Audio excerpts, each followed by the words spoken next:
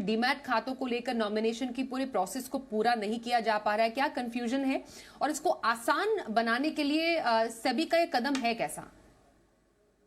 नमस्कार स्वाति जी।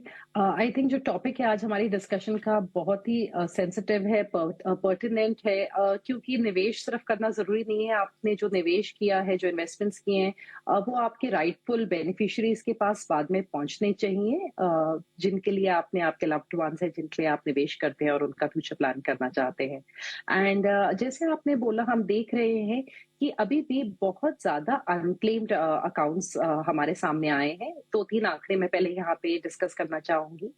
दिसंबर में जो पार्लियामेंट के सामने फिगर्स रखे गए हैं, वहां हमने देखा है कि एक 28% की इंक्रीज है इन अनक्लेम्ड डिपॉजिट्स जो बैंक्स में पड़े हैं। और आज की तारीख में अनक्लेम्ड डिपॉजिट्स का जो फिगर है वो 42,000 करोड़ पहुंच चुका है। इसके साथ साथ अभी जो सेबी ने अपना कंसल्टेशन पेपर निकाला है, वहां पे उन्होंने एक स्टैगरिंग फिगर दिया है, जहां पे 13.6 करोड़ जो हमारे पास डीमैट अकाउंट्स है, उनमें से 9.8 करोड़ यानी कि 72% खातों में नॉमिनेशन को या तो ऑप्ट आउट कर लिया गया है या नॉमिनेशन दिया ही नहीं है। एंड स्वाति जी, यहाँ पे 70% में एक्चुअली ऑप्ट आउट का ऑप्शन निकल के आ रहा है। म्यूचुअल फंड्स को अगर हम देखें तो ये थोड़ा सा लो है। 85% खातों में हम देख रहे हैं कि नॉमिनेशन है, और जो बचे हुए 15% है वहां पे या तो ऑप्टिंग आउट है या फिर नो नॉमिनेशन है। इसलिए सेबी को लगातार अपनी जो डेट है नॉमिनेशन अपने नाम देने की, कि आप किसको नॉमिनी बनाना चाहते हैं, उसको आगे करना पड़ रहा है। और मेरे ख्याल से यहाँ पे 2-3 दिक्कतें जो सामने आ रही हैं। एक तो अभी भी अगर हम म्यूचुअल फंड्स को देखें तो हम पेपर फॉर्मेट में सब चीजें इलेक्ट्रॉनिक नहीं है, काफी सारे प्रोसेसेस करते हैं। मेरे ख्याल से ग्रास रूट लेवल पे इस चीज की अवेयरनेस अभी भी लिमिटेड है। बहुत निवेशक ऐसे हैं जो निवेश करके वहीं पे उसको छोड़ देते हैं और अपने नॉमिनेशंस को रिविजिट नहीं करते हैं। तो जैसे हमें रिव्यूज की जरूरत होती है कि हमारे रिटर्न सही आ रहे हैं नहीं आ रहे, वैसे ही एक्चुअली नॉमिनेशन को भी हमें रिव्यू करने की जरूरत है हर साल, जो नहीं हो रहा है। कई जगह आपकी ईमेल्स और मोबाइल्स चेंज हो गए हैं, आपके पास अलर्ट्स नहीं आ पा रहे हैं, जिसकी वजह से अगेन एक प्रोसेस में जो कम्युनिकेशन प्रोसेस है वहां पे गैप्स आ रहे हैं। और इसके साथ साथ कहीं ना कहीं थोड़ी लैक्सिटी भी है कि निवेशक सोचते हैं कि कोई बात नहीं, हम कर लेंगे थोड़े दिन बाद। हर कोई आज की तारीख में बहुत ज्यादा बिजी है, व्यस्त जीवन है, और ये कहीं ना कहीं मेरे ख्याल से आप टेंडेंसी रखते हैं इस प्रोसेस को पोस्टपोन करने की। और मेरे ख्याल से एक और जो बहुत इंपॉर्टेंट यहाँ पे फैक्टर है, वो मेरे ख्याल से कहीं ना कहीं इनडिसीजन भी है। कई बार व्यक्ति शायद सोच नहीं पाता है कि हमें नॉमिनी किसको रखना है। आप बच्चों को बनाना चाहते हैं तो आपको पता चलता है कि आपको गार्जियन रखना है वहां पे एक उनके साथ। तो मेरे ख्याल से कई बार जो इनडिसीजन है कि आप किसको नॉमिनेट करना चाहते हैं, वो भी कहीं ना कहीं इस चीज के आड़े आ रहा है कि अभी भी कंप्लीशन ऑफ नॉमिनी नहीं है बहुत ज्यादा अकाउंट्स में। बिल्कुल।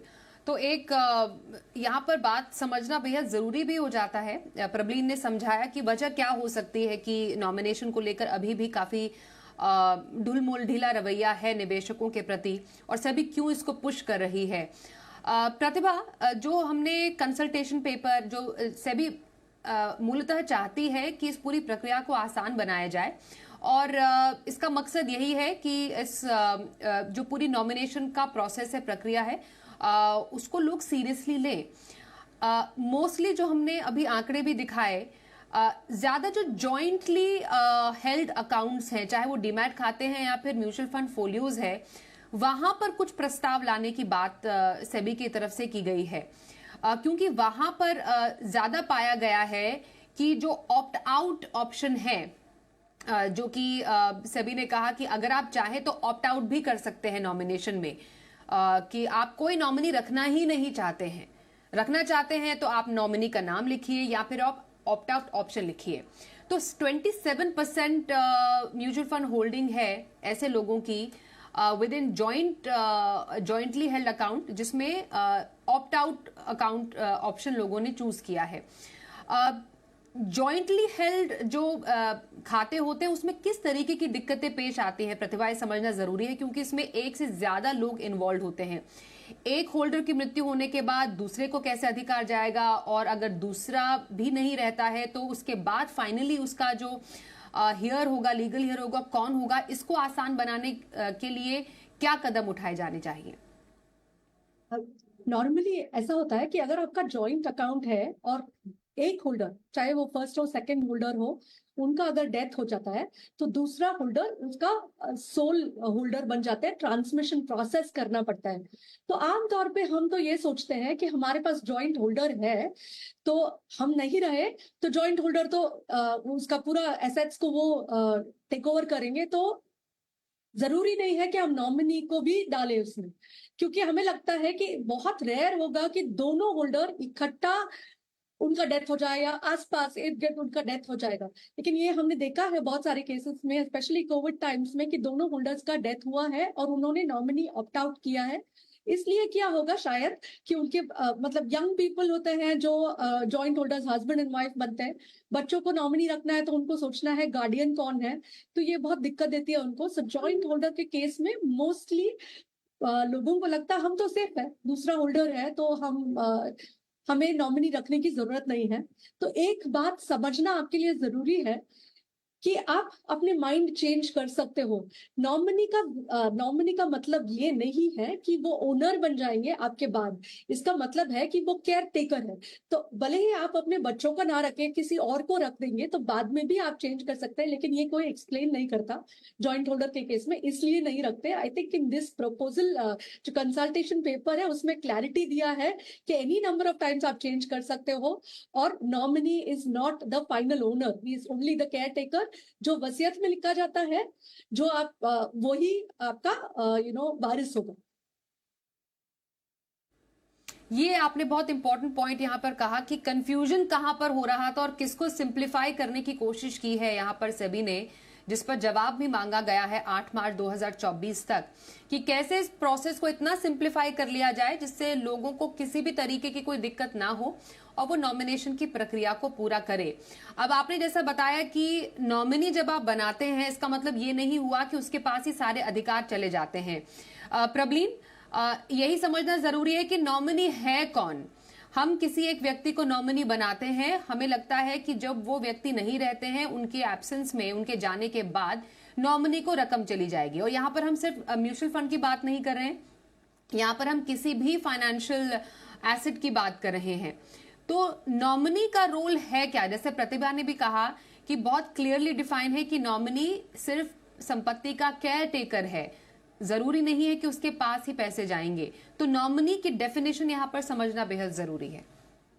जी Swati ji, in the legal context अगर हम देखें तो नॉमिनी को हम लोग डिफाइन करते हैं एज द कस्टोडियन, जैसे अभी प्रतिभा जी ने बोला कि वो एक तरीके से केयर टेकर हो जाते हैं उन एसेट्स के जहां पे उनका नाम दिया जाता है, और वो एक तरीके से स्टॉप गैप अरेंजमेंट है कि उनके नाम पे वो ट्रांसफर होंगे, और उसके बाद जब तक, कई बार कोई डिस्प्यूट भी हो सकता है क्योंकि कौन लीगल हेयर है, जब तक ये डिसाइड नहीं होता तब तक वो कस्टोडियन रहेंगे। और उसके बाद जिनका भी नाम विल में है या जो उनके लीगल हेयर्स हैं, जिस व्यक्ति की डेथ हुई है, उन्हीं के पास जो फाइनल बेनिफिशियरी हैं वो ही बनेंगे। तो ऐसा हो सकता है कि अगर हम किसी पेरेंट का एग्जाम्पल ले, वहां पे उनने अपने एक बेटे को नॉमिनी रखा है और उनके दो बेटे हैं, इसका ये मतलब नहीं है कि सारी संपत्ति या जो भी बैंक अकाउंट्स में पैसा है वो एक ही बेटे को जाएगा। उनके जो सेकंड सन है उनका भी उतना ही हक बनता है उस पैसे पे।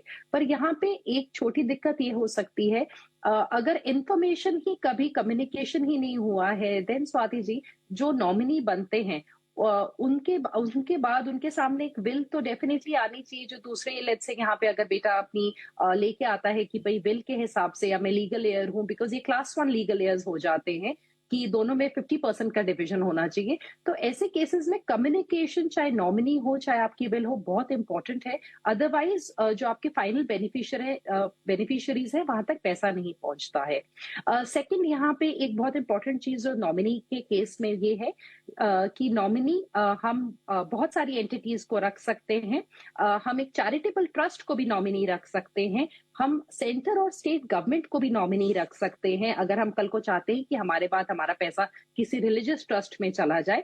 पर हम किसी कॉरपोरेट को या पार्टनरशिप फर्म को या HUF जो हिंदू अनडिवाइडेड फैमिली सोसाइटी को और एक साधारण ट्रस्ट को जो चैरिटेबल या रिलीजियस नहीं है और एक माइनर बच्चे को नॉमिनी नहीं बना सकते हैं। यानी कि नॉमिनी बनाने के लिए आपका व्यक्ति एडल्ट होना चाहिए। इसके अलावा या तो आप सेंटर और स्टेट गवर्नमेंट है या फिर आप एक चैरिटेबल या रिलीजियस ट्रस्ट है।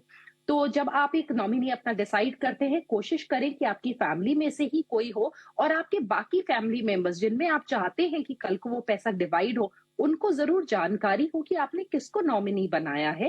एंड सबके पास ये कम्युनिकेशन होनी चाहिए। कई बार nominee Swati ji even for ease बनाया जाता है कि आपका एक बच्चा बाहर है, विदेश में है, एक इंडिया में है, तो आपने एक बच्चे को अपना नॉमिनी बना दिया।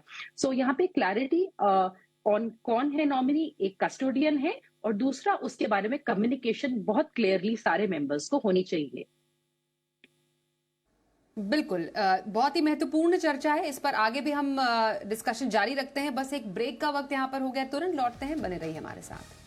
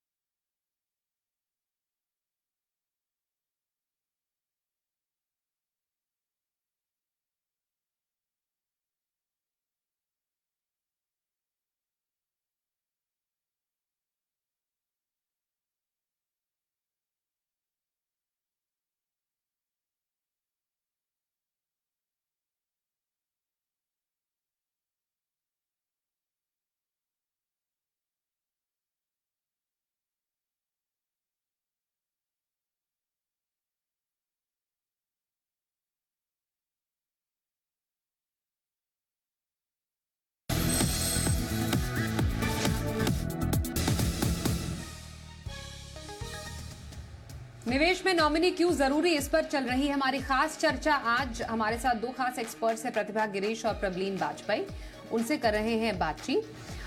प्रतिभा, जो हमने आंकड़े देखे, जो खुद सेबी ने पेश किए डीमैट खातों के और फिर म्यूचुअल फंड फोलियोज के, जिसमें ये बात भी सामने आई कि सिंगल डीमैट खातों में लगभग 70% खातों में ऑप्ट आउट नॉमिनेशन का इस्तेमाल किया गया। मतलब ऐसे खाते कोई भी नॉमिनेशन रखना नहीं चाहते, क्योंकि ये एक प्रावधान सेबी की तरफ से दिया गया है। अगर आप नहीं रखना चाहते तो ऑप्ट आउट को आप चूज कर लीजिए। यही जो आंकड़ा है जॉइंट डीमैट खातों में 31% का है, वहां पर ऑप्ट आउट नॉमिनेशन चूज किया। म्यूचुअल फंड फोलियोज की तरफ आए तो 6% ही यहां पर ऑप्ट आउट नॉमिनेशन था जो कि जिसको चूज किया गया। वहीं जो जॉइंट म्यूचुअल फंड फोलियोज थे उसमें कम से कम 7% रहा और 27% जॉइंट म्यूचुअल फंड फोलियोज में कोई नॉमिनेशन ही नहीं है। एक बात समझना बेहद जरूरी है, चाहे आप ऑप्ट आउट ऑप्शन का भी इस्तेमाल करें, मतलब आप कोई नॉमिनेशन नहीं रखना चाहते हैं, क्या प्रोसीजर होता है इन केस किसी भी अकाउंट में कोई नॉमिनी ही नहीं है, तो फाइनली वो जो रकम होगी, जो संपत्ति होगी, जो म्यूचुअल फंड यूनिट्स होंगे, वो किसको जाएंगे, क्या नुकसान हो सकता है, क्या कानूनी पचड़े हो सकते हैं, क्या एक पूरा प्रोसेस हो सकता है जिसके बाद फाइनली सही हाथों में वो पैसा पहुंचेगा। आमतौर पे जब इन्वेस्ट करते, निवेश करते टाइम अगर वो ऑप्ट इन नहीं करते फॉर नॉमिनेशन और लोग बोलते हैं बाद में कर लेंगे, अगर हमने कोई डॉक्यूमेंट पूछ लिया कि नॉमिनी का कुछ पैन कार्ड दे दो, डेट ऑफ बर्थ दे दो, तो बताते हैं अभी स्टार्ट कर दो, बाद में हम निवेश कर लेंगे, ऑप्ट आउट कर देते हैं। तो ये नहीं सोचते कि आगे जाके क्या प्रॉब्लम होने वाला है।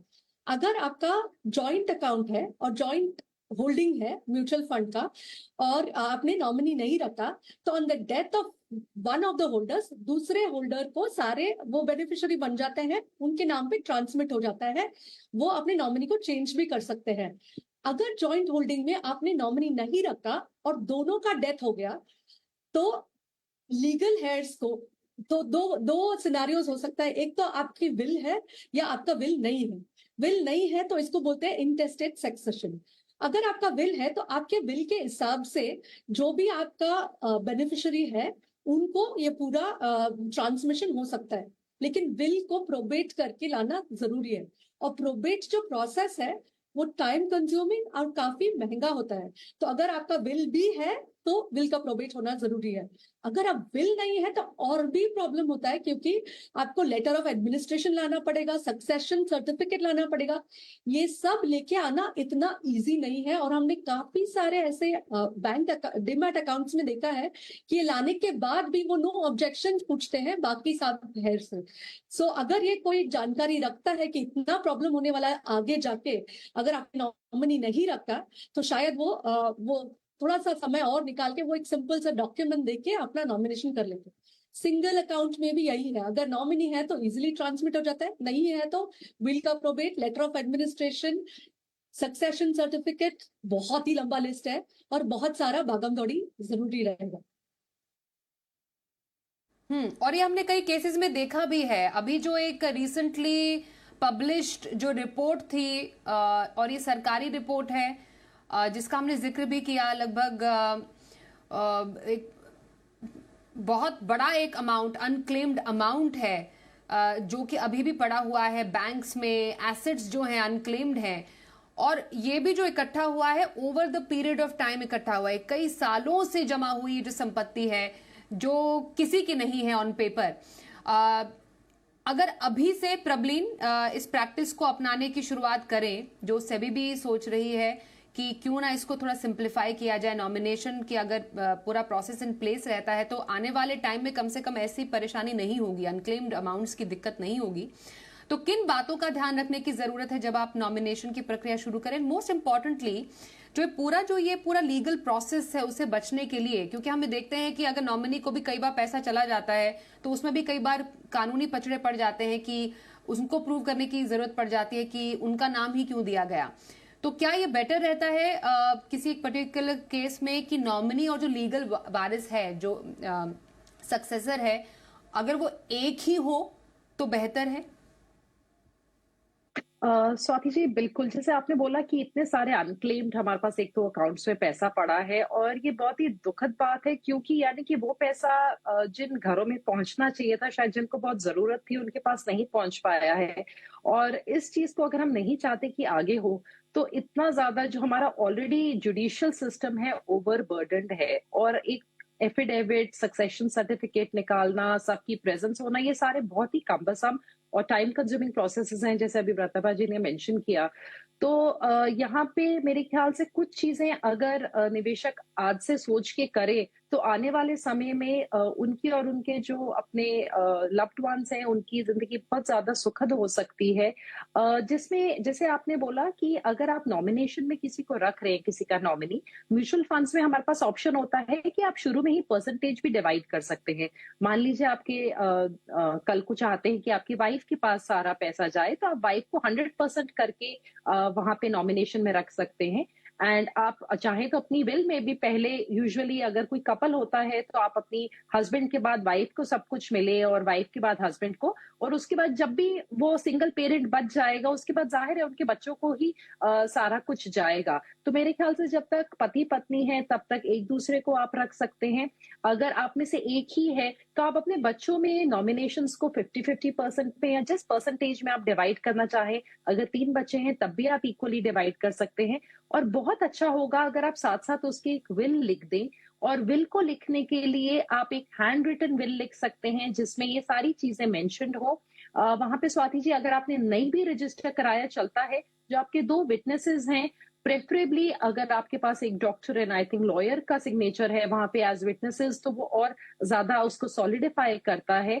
तो कहीं ना कहीं एज एन इंडिविजुअल आपके पास ना ही अपनी इन्वेस्टमेंट जर्नी की प्रोसेस की प्लानिंग कंप्लीट होनी चाहिए, आपके पास अपनी एस्टेट प्लानिंग जो है कि मेरे बाद मेरा पैसा किसके पास और कैसे जाना चाहिए, मेरे ख्याल से उसको सोचना राइट इन द बिगिनिंग बहुत ही जरूरी है। और अपने लाइफ इवेंट्स के साथ साथ नॉमिनेशंस को अपडेट करना भी बहुत जरूरी है। जैसे हमने राइज इन डिवोर्स रेट्स देखा है, कई बार जिसको आपने नॉमिनी बनाया होता है उस व्यक्ति की आपसे पहले डेथ हो जाती है, तो वहां पे अगेन नॉमिनी को अपडेट करना बहुत जरूरी है। तो इन छोटी बारीकियों का अगर आप ध्यान रखें तो मेरे ख्याल से जो आपकी फाइनेंशियल जर्नी है, जो बहुत सारी लीगल हैसल से आपको बचा सकती है, ये कुछ छोटी बातें।